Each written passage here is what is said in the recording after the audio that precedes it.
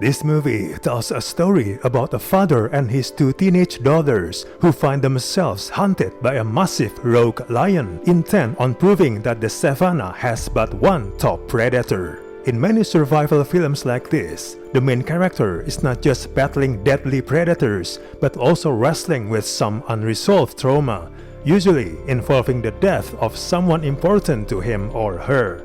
This movie blatantly copies this formula, introducing a dynamic in which Nate's daughters are immediately distant, paving the way for a life-or-death scenario in which he will square off with a terrifying animal and ultimately prove his worthiness as a father. It's an overused formula that can be found often in derivative movies about families who experience terror on an adventure trip.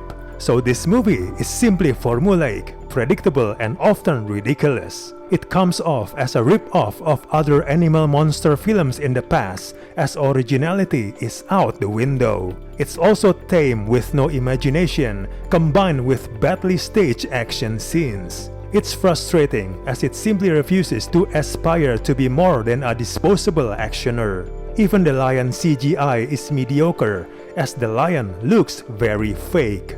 The movie has very thin and hackneyed character development. Nate's character is not particularly fleshed out, while his daughters tend to be little more than narrative tools to measure how well their father is doing at earning back their respect. There's no rooting for the central characters to survive. It's the lion who is the focus, and you have more sympathy for it than you do the humans in the story. Even the wonderful Idris Elba cannot save this movie from becoming what it is.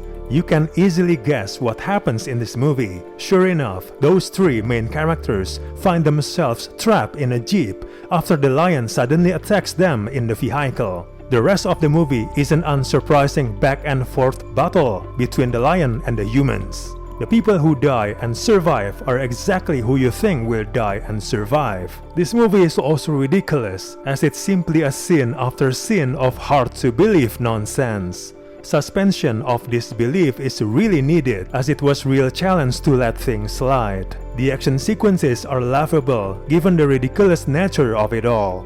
Apart from Idris Elba, this movie also has some stunning landscape cinematography, but all of it is not enough to overcome the idiotic things that happen in this substandard movie.